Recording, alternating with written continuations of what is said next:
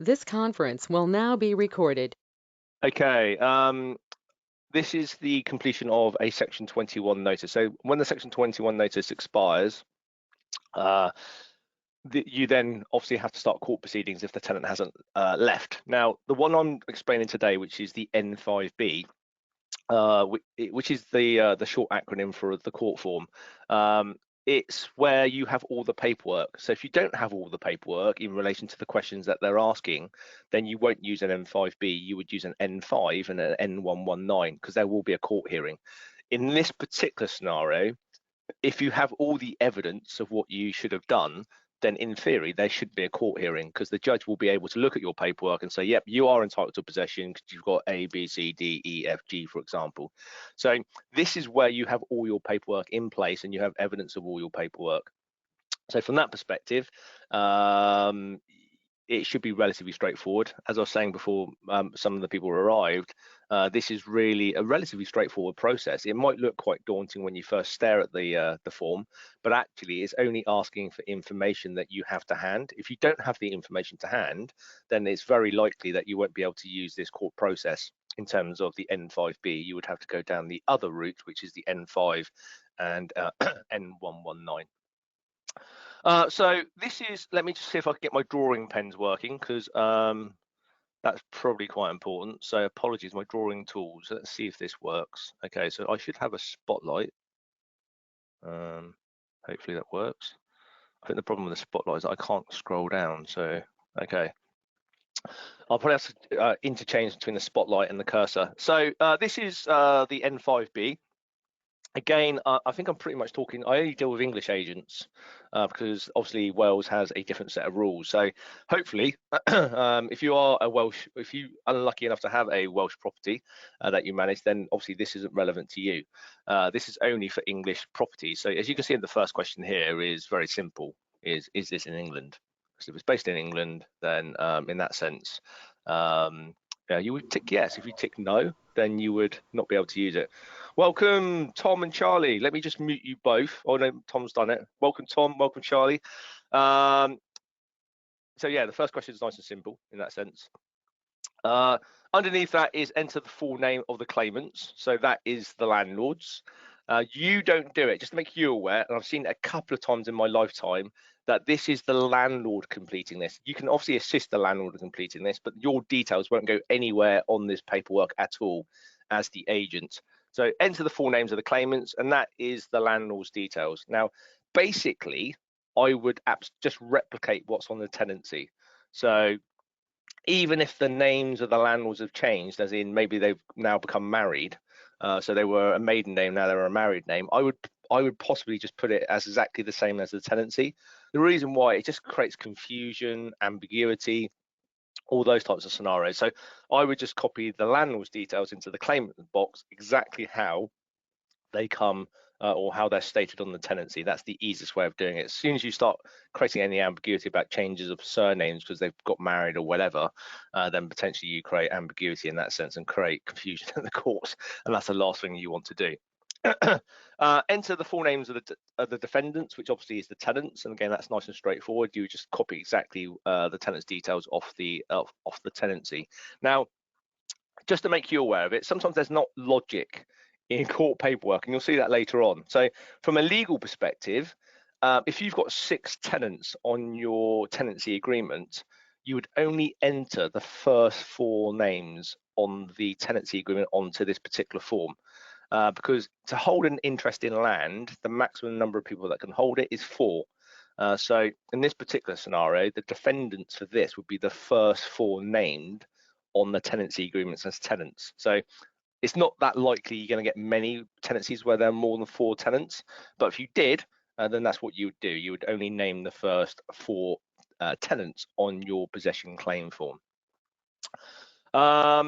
Underneath that, the claimant is claiming possession of, and again, that's the property address, obviously. So again, you would just copy it word for word or letter for letter from the tenancy agreement. They love postcodes, just to make you aware of that. So make sure all your postcodes are correct in relation to the form filling. On the right-hand side, and this is a bit more awkward, is the name and address of the courts. Now, they used to have a checker where you could put the property address in, and it would come up with the name of the court that you're trying to apply to, because each court has an area which it covers. Now, in most cases, it's relatively straightforward. I don't know if there are any London agents on here, but London is a bit more of an awkward one because some courts straddle certain areas. So it's a bit more awkward because there's no actual easy way of finding out. So as a general rule, you just do Google Maps and then you just say, okay, where is the nearest court to the property that I'm renting out? And that's the general rule.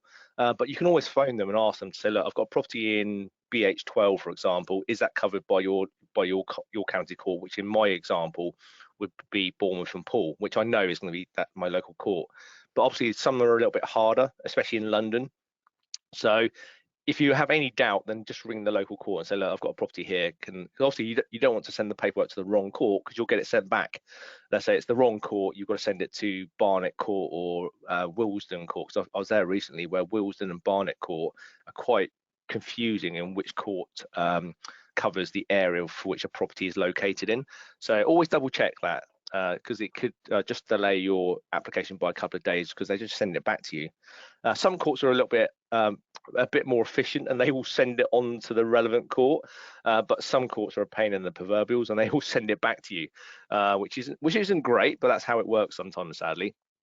The claim number and the issue date are for the courts. You don't fill those out because obviously you won't know the claim number yet because it's not been submitted, and you won't know the issue date, obviously.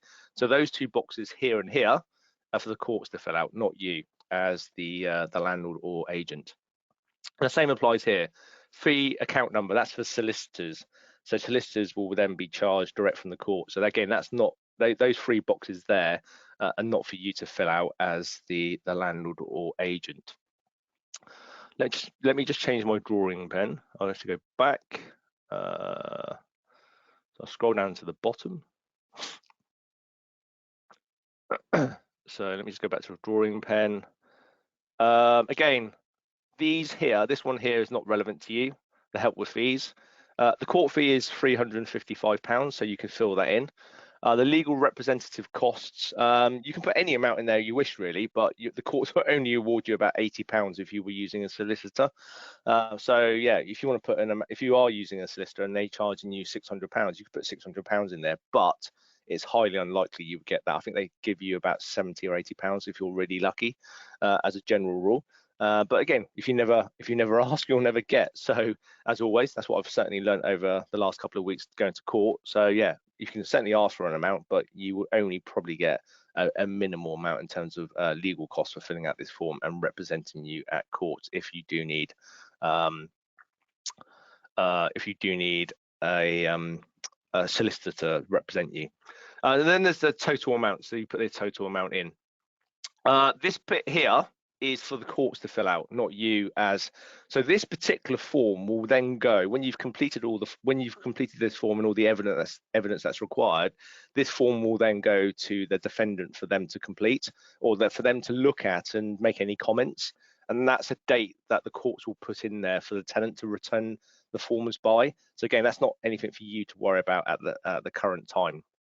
So that's page one, nice and relatively straightforward, nothing overly concerning in there. It's just really understanding which boxes you need to fill out, because some of them you don't need to fill out because it's not your responsibility, it's the courts.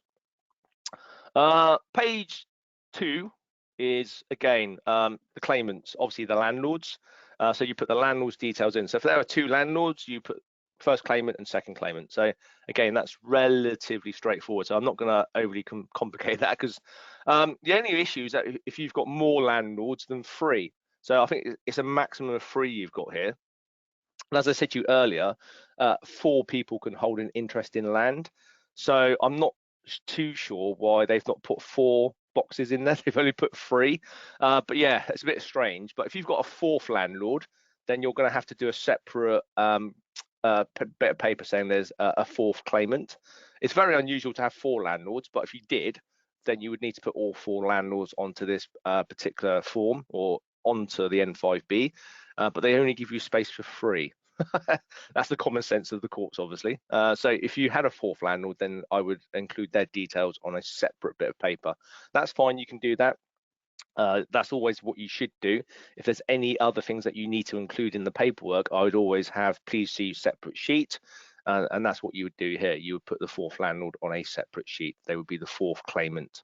So that's hopefully relatively straightforward. So each landlord would have their own, would be their own claimant. So claimant 1, claimant 2, claimant 3, and then claimant 4. The same applies for the defendants who are the tenants, obviously. Again, as I said earlier, they only give you the space for 3 defendants, when in theory they should really give you 4. So yeah, if you've got a fourth tenant, then you would have to add the fourth tenant's details onto a separate bit of paper. As I said, it has there's no logic as to why they don't include 4 defendants and 4 claimants, because that's the maximum number you can have holding interest in land. But for the courts, they only give you 3 spaces just in case that's an issue. In most cases, it won't be, because obviously you're only going to have 2 tenants and probably 1 or 2 landlords as a maximum. But for the odd one, because I know Charlie and Tom, you deal with students, don't you, from memory? So you might have occasions where you have 4 tenants and maybe potentially 4 landlords. Unlikely, but you could have. So that's page 2, 3, and 4, which is relatively straightforward. That's only the details of the tenant and the landlord. Now, this one here is again defendant's address for service of notice. Now, in most cases, that will be the address of the property that they're renting. But if you know they've moved out potentially and they haven't given you possession back, there may be another address that they're living at now. So as you probably know, they may not be giving back possession. They may tell you, look, I'm not living there, but you've still got to get possession through court, which sadly is the correct process. So in most cases, the defendant's address for service will be the tenancy address. But there may be, on the odd occasion, an address which may not be the tenancy address. As I said, unusual, but it could be that they've moved out and have just got their stuff at the property and aren't moving their stuff. And they've told you, look, I'm not moving my stuff. You have to go to court and get possession, which sadly is the legal position. So there may be another address for which the court served notice. As I said, unlikely, but if you did have another address for which they are